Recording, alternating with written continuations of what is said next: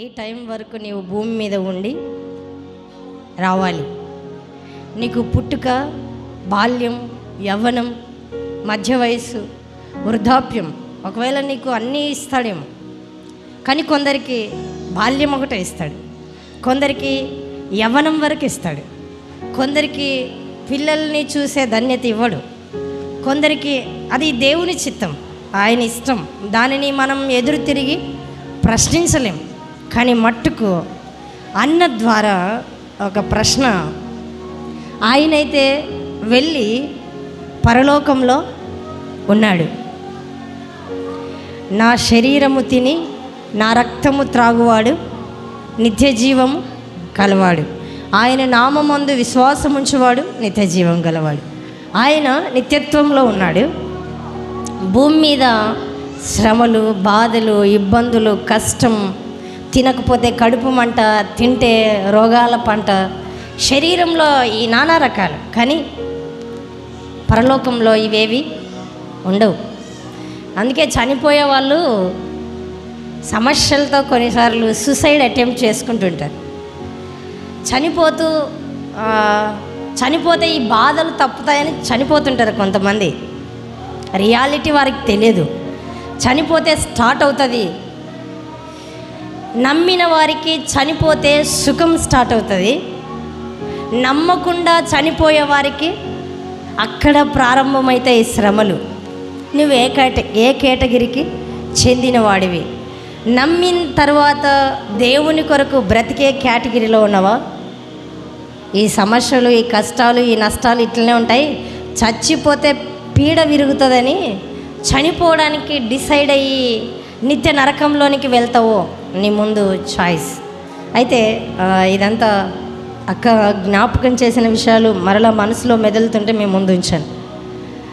గడిచిన వారం మందిరం ఎందుకు అనే అంశాన్ని జ్ఞాపకం చేసుకున్నాం. మందిరం ఎందుకు అంటే దేవుడు మాట్లాడటానికి, రెండవది మన పాపము ఒప్పుకోవడానికి, 3 దేవునిని ఆరాధించటానికి, 4 ప్రార్థన చేయడానికి మందిరం అవసరం. ఈ దినం మందిరంలో ఏమున్నాయి అంటే, మందిరం ఎందుకు అనే ప్రశ్న పోయిన వారం మనం వర్తమానం విన్నాం. మందిరం వల్ల మనకు ఏం జరుగుతుంది, మందిరంకి వస్తే మనకు కలిగే ఫలితాలు ఏంటి అనేవి వీలున్నంత మేర నేను సిద్ధపడ్డాను. గంట అయినా 2 గంటలైనా నిలబెడతాను కాదు, మీ టయాన్ని నేను దృష్టిలో పెట్టుకొని అది ఒక విషయమో 2 విషయాలు ఆలోచన చేసి దాటి వెళ్దాం. కీర్తనల గ్రంథం 65వ కీర్తన, 65వ కీర్తన 4వ చరణం. నీ ఆవరణములలో నివసించున్నట్లు నీవు ఏర్పరచుకొని చేర్చుకొనువాడు ధన్యుడు. నీ పరిశుద్ధాలయము చేత, నీ మందిరములోని మేలు చేత మేము తృప్తి పొందెదము అన్నాడు. భక్తుడు దావీదు తన అనుభవాన్ని జ్ఞాపకం చేసుకుంటున్నాడు. అయ్యా, నీ మందిరంలో మేలులున్నాయి, ఆ మేలుల చేత మమ్మల్ని తృప్తి పరుస్తున్నావు అన్నాడు. నిజమే, బాగా బిర్యానీ చేసుకొని, మంచి స్వీట్ తెచ్చుకొని, ఆ తర్వాత స్ప్రైటో లెమనో ఏదో జ్యూస్ తెచ్చుకొని అన్నీ రెడీ చేసి పెట్టుకున్నావు. ఇంతలోపు నీ కడుపు మంట స్టార్ట్ అయ్యింది. ఇప్పుడు ఏం చేస్తావు? వాటన్నిటిని ఆలోచన చేయండి. అన్నీ రెడీగా ఉన్నాయి, తినడానికి అన్నీ రెడీగా ఉన్నాయి, తాగడానికి కూడా రెడీగా ఉన్నాయి. బట్ నీ కడుపు నీకు సహకరించటం లేదు. కడుపు మంట, కడుపు నొప్పి స్టార్ట్ అయింది. తిన్న వాటి మీద ఇంట్రెస్ట్ వస్తుందే, తాగే వాటి మీద బుద్ధి పుడుతుందే, తృప్తి రాదు. ఆలోచన చేయండి. కొన్నిసార్లు అన్నీ ఉండి తృప్తి అనిపించదు జీవితం. డబ్బు ఉండొచ్చు, భార్య, పిల్లలు, కుటుంబం, బంధు బలగం, ఆస్తి, ఐశ్వర్యం అన్నీ ఉండొచ్చు, కానీ ఎందుకో మనసులో నెమ్మది ఉండదు, నిదానం అనిపించదు, ప్రశాంతతంగా ఉండదు. కారణం ఏంటో తెలుసా? ఉండాల్సిన వ్యక్తి నీ హృదయంలో లేడు. అది నీకు అన్నమున్నా, పడకున్నా, భార్య పిల్లలున్నా, బలమున్నా, బంధుబలమున్నా, ధనబలమున్నా, నీ మనసులో మాత్రం నెమ్మది లేకపోవడానికి కారణం మాత్రం దేవుడు నీకు అనుగ్రహించే మేలును నీవు పొందుకోలేకపోవడం. భక్తుని అనుభవం నీ మందిరంలోనే, నీ పరిశుద్ధాలయంలోని, నీ మందిరంలోని మేలుల చేత మమ్మల్ని తృప్తిపరుస్తున్నావు. దేవుని మేలు మనల్ని ఏం చేస్తుందంటే తృప్తి కలిగిన వారిగా ఉంచుతుంది. చూడండి, కొన్ని బట్టలున్నా చాలు తృప్తి, కొంత ఆహారమే ఉన్నా అయ్యా నువ్వు మాకు ఇచ్చావు తృప్తి. ఈ తృప్తి మీ బ్రతుకులో ఉందా? ఒకవేళ లేదేమో మీ ముందు ఉంచుతున్న ప్రశ్న. రండి, దేవుని మందిరంలో ఉన్న మేలులు నేను అవుట్లైన్ జ్ఞాపకం చేస్తాను. ఎలాబరేట్గా వీలున్న సందర్భాన్ని ఆలోచన చేద్దాం. సొలొమోను తన ప్రార్థనలో జ్ఞాపకం చేశాడు మందిరంలో ఏం మేలులు ఉన్నాయో అని. 2వ దినవృత్తాంతముల గ్రంథం 7వ అధ్యాయం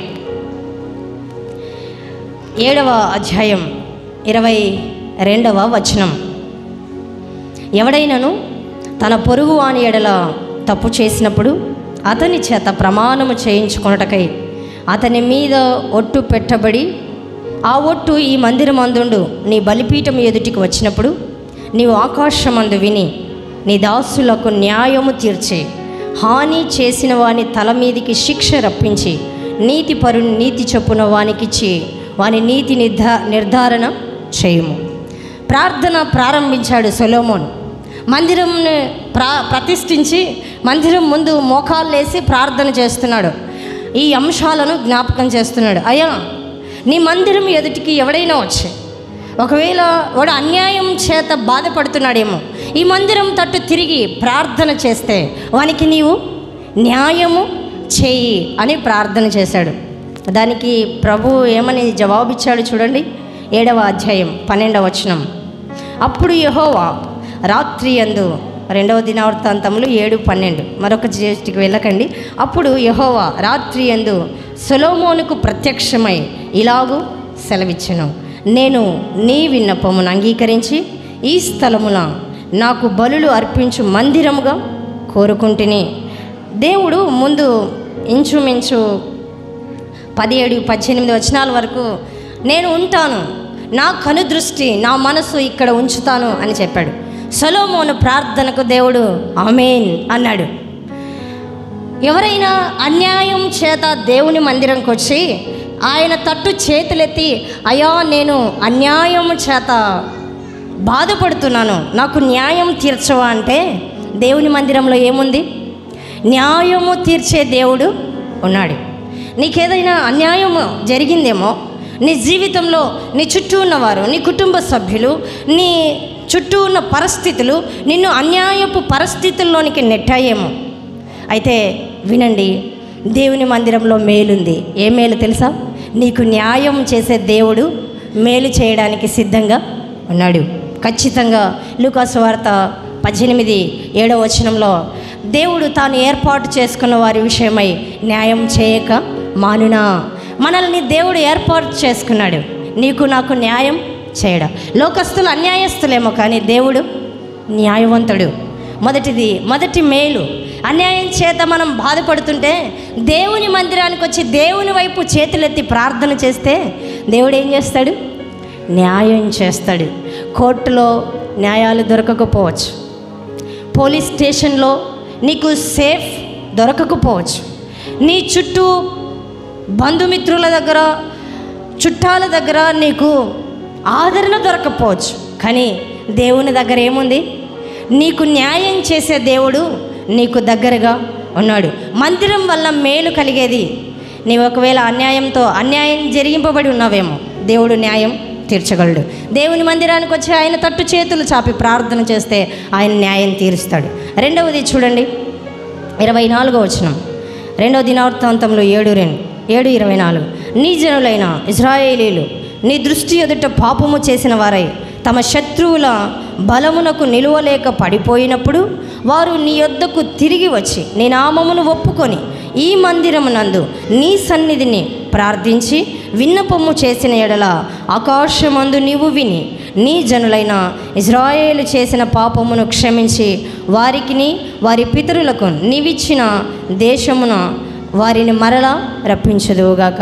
ఒకవేళ శత్రువులు మన మీదికి లేచారేమో, శత్రువులు మన మీదికి లేచి మన మీద జయాన్ని పొందారేమో, వాళ్ళు అతిశయిస్తున్నారేమో, నీ ఓడిపోయావు మేము గెలిచామని శత్రువులు మన మీద జయం పొందుకున్నప్పుడు దేవుని మందిరం తట్టు తిరిగి దేవుని మందిరమందు నిలిచి, అయ్యా మా శత్రువులు మాకంటే బలమైన వారు, మా శత్రువుల యొక్క బలం ధనం మాకంటే అధికమైనవి అని గనుక మనం ఆయన ఎదుట మన స్థితిని ఒప్పుకొని, మా పరిస్థితి వల్లే ఈ స్థితి మాకు కలిగింది అని ఒప్పుకొని ఆయన ఎదుటికి తిరిగి ప్రార్థన చేస్తే ఆయన ఏం చేస్తాడంటే 2వ దినవృత్తాంతముల గ్రంథం 20వ అధ్యాయం 27వ వచనం, ఇలాగున యెహోవా వారి శత్రువుల మీద వారికి జయము అనుగ్రహించి వారిని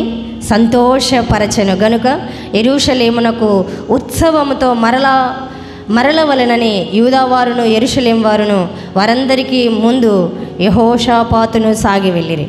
చాలా విస్తారమైన సైన్యం, భీకరమైన సైన్యం వారి చుట్టూ నిలిచింది.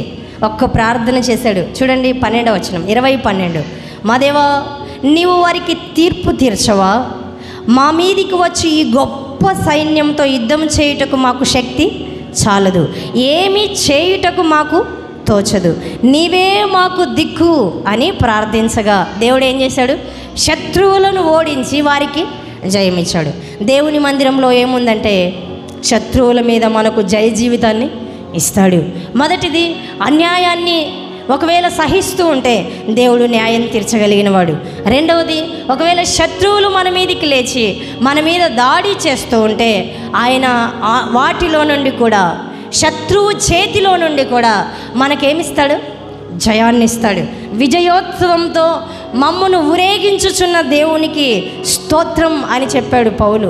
నిజమే, మనల్ని కొన్నిసార్లు మేమంతా ఓడిపోతున్నట్టుగానే కనిపిస్తుందేమో, కానీ టిల్ వెయిట్, కొద్దిసేపు ఓర్చుకోండి, తర్వాత దేవుడిచ్చే గొప్ప జయం ముందుంది అని జ్ఞాపకం చేయబడుతున్నాం. మూడవది, 2వ దినవృత్తాంతముల గ్రంథం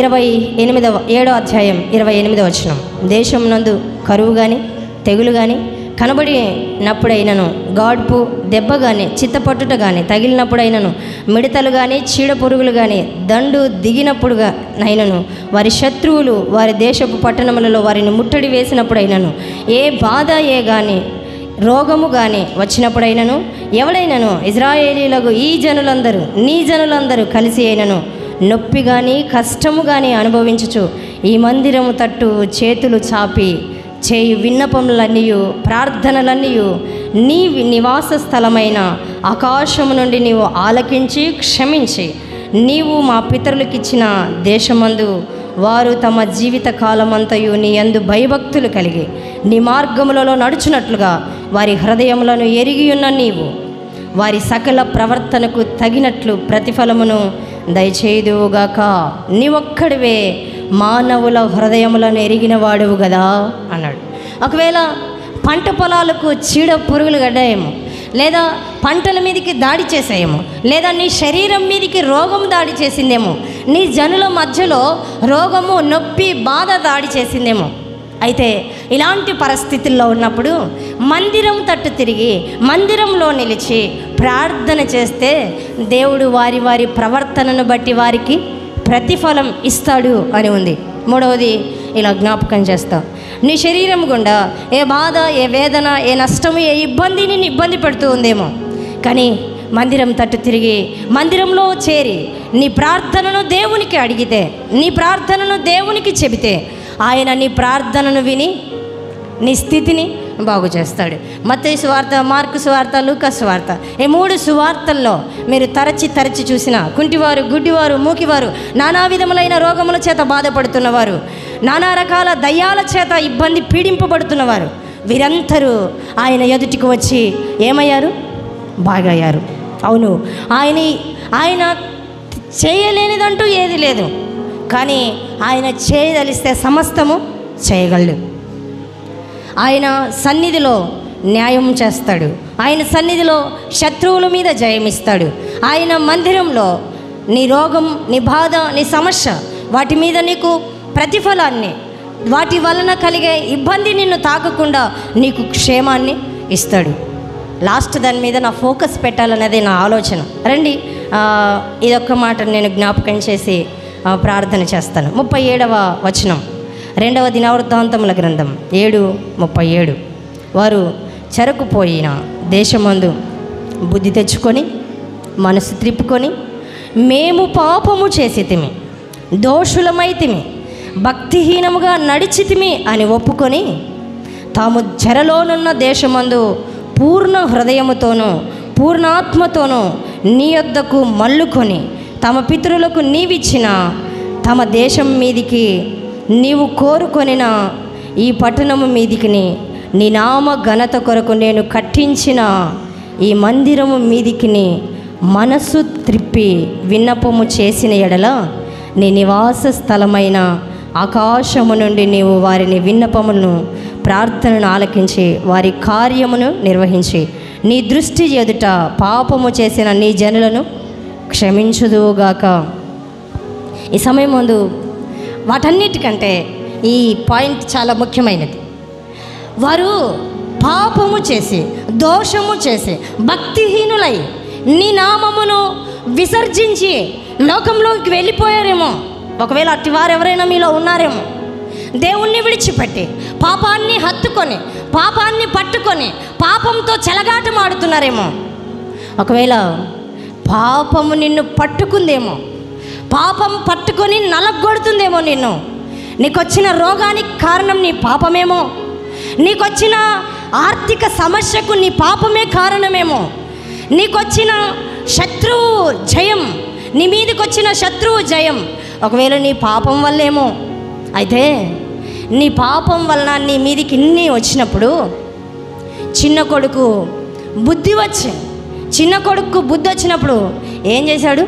నా తండ్రి ఇంటికి తిరిగి వెళ్ళుదని అనుకొని, ఆ చిన్న కొడుకుకి బుద్ధి వచ్చినప్పుడు ఏమనుకున్నాడంటే, నా తండ్రి ఇంట చాలా ఉంది, సంతోషం ఉంది, సమాధానం ఉంది, ఐశ్వర్యం ఉంది, సంపద ఉంది, పనివారు ఉన్నారు, నా తండ్రి ఇంట ప్రేమ ఉంది, అవన్నిటిని విడిచిపెట్టొచ్చాను, బుద్ధి లేనివాడ ఈ పనులు చేశాను, అయ్యో నన్ను క్షమించు అని బుద్ధి వచ్చి మనసు మళ్ళీ తండ్రి ఎదుటికి తిరిగాడు.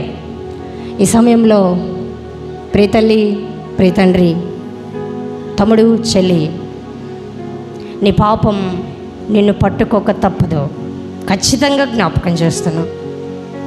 ఏ రోజు నిన్ను విడిచిపెట్టదు పాపం.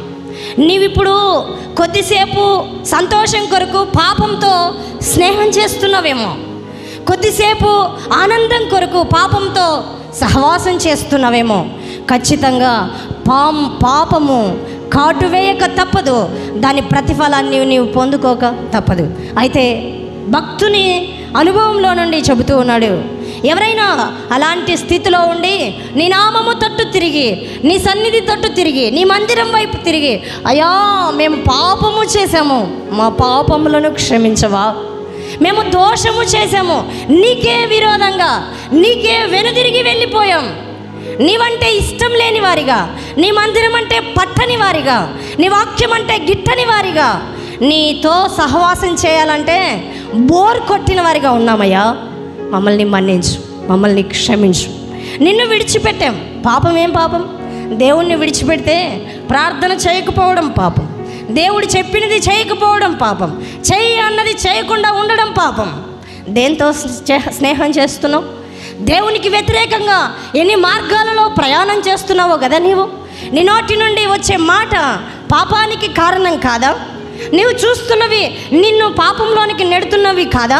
నీవు నడుస్తున్న మార్గము, నీవు అన్యాయంగా తీసుకుంటున్న సొమ్ము, ఇవన్నీ పాపం కాదా? దేవుని దృష్టి ఎదుట ఇవన్నీ దోషారోపణ చేయటం లేదా? ఆలోచన చేయండి.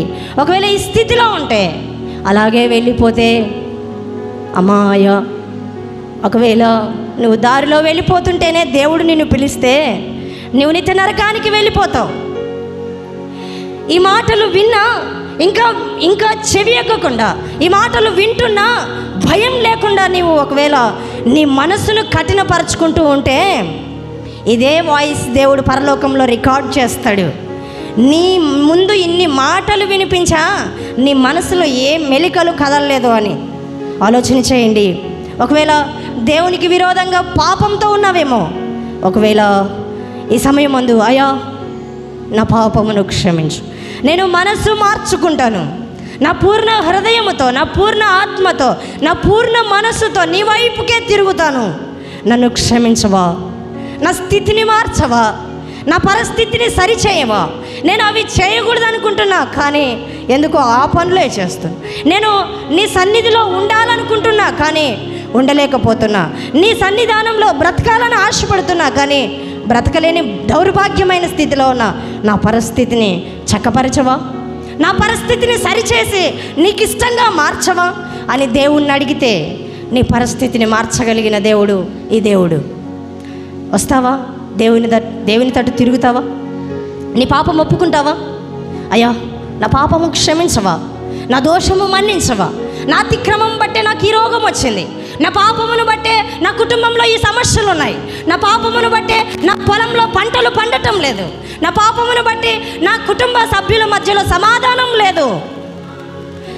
అయ్యా సహాయము చేయి, నా పాపమును బట్టి ఇవన్నీ కలుగుతున్నాయి, బుద్ధి కలిగింది, నేను నీ తట్టు తిరుగుతాను, అయ్యా క్షమించు, అయ్యా మన్నించవా, నా బ్రతుకును బాగు చేయవా అని ఆయన్ని అడిగితే ఆయన తప్పక బాగు చేస్తాడు. ఒక మాట చూడండి, కీర్తనల గ్రంథం 86వ కీర్తన. ఆయన ఎలాంటి వాడు, ఆయన మనస్సును జ్ఞాపకం చేసుకొని దాటి వెళ్దాం. 86 క్షమించుటకు సిద్ధ మనసు గలవాడువు,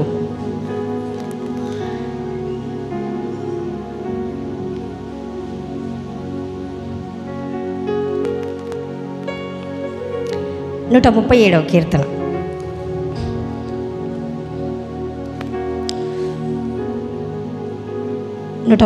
కీర్తన 3వ వచనం. యెహోవా నీవు దోషములను కనిపెట్టి చూచిన యెడల ప్రభువా ఎవడు నిలువగలడు, అయినను జనులు నీ యందు భయభక్తులు నిలుపునట్లు నీ యొద్ద క్షమాపణ దొరుకును. ఈ మాట ఈ చరణంలో, ఈ కీర్తనలో చాలాసార్లు కనిపిస్తుంది. దేవుని ఎదుట క్షమాపణ దొరుకుతుంది. ఇందాక ఆ వచనంలో కూడా నాకు ఆ వచనం కనిపించలేదు. ఆయన క్షమించుటకు సిద్ధ మనసు కలిగినవాడు. నువ్వు వస్తే ఆయన తప్పక, ఆయన ఎల్లప్పుడూ నీ వైపు చేతులు చాసి పిలుస్తున్నాడు, నా బిడ్డ నా దగ్గరికి రా, అమ్మ నా దగ్గరికి రా, నీ పాపములను క్షమించి నేను విముక్తిని చేస్తాను. ఆయన సిద్ధంగా ఉన్నాడు. ఆయన యొద్దకు వస్తే ఆయన మనల్ని ఖచ్చితంగా తన దగ్గరికి చేర్చుకొని క్షేమాన్ని మనకిస్తాడు. అన్యాయమైన, ఒకవేళ శత్రువుల జయమైన, రోగం చేత బాధపడుతూ ఉన్న వీటన్నిటిలో నుండి దేవుడు విడుదలిస్తాడు. వీటన్నిటికంటే నీ మనస్సు మారడం ముఖ్యం, నీ పరిస్థితి మారడం దేవునికి ముఖ్యం. నీవు మారితే దేవునికి అదే ఇష్టం. నీవు నీ చుట్టూన్న పరిస్థితులు మార్చమని, నీ శరీర ఇబ్బందిని మార్చమనడం కంటే నా హృదయాన్ని మార్చు దేవా అని అడగడం చాలా క్షేమకరమైన పరిస్థితి. చూడండి, వేప విత్తనంలో ఉంటుంది చేదు, చెట్టులో కాదు. ఫస్ట్ విత్తనంలో ఉండబట్టే చెట్టు ఏమవుతుంది, చేదుగా మొలకెత్తుతుంది. యాపిల్ విత్తనంలో తీపిదనం ఉన్నందుకే దానిలో నుండి తీయదనం బయటకు వస్తుంది. నీ హృదయంలో చేదును పెట్టుకొని బయట తీయని ఫలాలు రావాలంటే రావు. కాబట్టి ప్రభువా నా హృదయాన్ని, చేదైన నా హృదయాన్ని, సరికాని నా హృదయాన్ని సరిచేయండి, నా తప్పును క్షమించమని ఆయన ఎదుట అడిగితే తప్పక క్షమిస్తాడు. కళ్ళు మూసుకుందాం, ప్రార్థన చేద్దాం. సర్వోన్నతుడైన దేవా, సర్వకృపానిధి యగు మా ప్రియ ప్రభువా, మీకు స్తోత్రాలు చెల్లిస్తూ ఉన్నాం. ఇదిగో నాన్న, ఈ మధ్యాహ్న కాలవేళ మీ మాటలు మేము విన్నాం నాన్న. ఈ కొద్ది మాటలు మా హృదయాలను జ్ఞాపకం చేస్తూ ఉండగా నీ మందిరంలో ఉన్న మేలులు మమ్మల్ని తృప్తిపరుస్తాయని వాక్యం సెలవిస్తోంది. ఇంకా విస్తారమైన సమృద్ధి, దీవెనలు వర్ధిల్లుట నీ మందిరంలో ఉన్నాయి నాన్న. వీటన్నిటినీ పొందుకోవడానికి ఇదిగో అల్పులమైన మాకు భాగ్యం ఇచ్చారు. మీ సన్నిధిలో మేము వేడుకుంటే, మీ సన్నిధిలో మీ తట్టు తిరిగి మమ్మల్ని మేము అప్పగించుకుంటే తప్పక జవాబిచ్చు దేవుడని మీరు సెలవిస్తూ ఉండగా మీ పాదాలకు మమ్మల్ని అప్పగించుకుంటూ ఉన్నాం. అయ్యా, ఎవరైతే మా పాపములను క్షమించమని, మా స్థితిని కటాక్షించమని ప్రార్థన చేస్తున్నారో వారి హృదయాలను మీరు చూడండి. పాపములను క్షమించుటకు అధికారం కలిగిన దేవుడవయ్యా, పాపములను క్షమించి వారి హృదయ స్థితిని మార్చి వారి చుట్టూన్న పరిస్థితులను చక్కబెట్టమని మీ కృపాహస్తాలకు అప్పగించుకుంటూ ముందున్న సమయాన్ని దీవెనకరంగా మలచమని యేసు ప్రభు నామంలో ప్రార్థించి అడిగి వేడుకుంటున్నాం తండ్రి. ఆమేన్.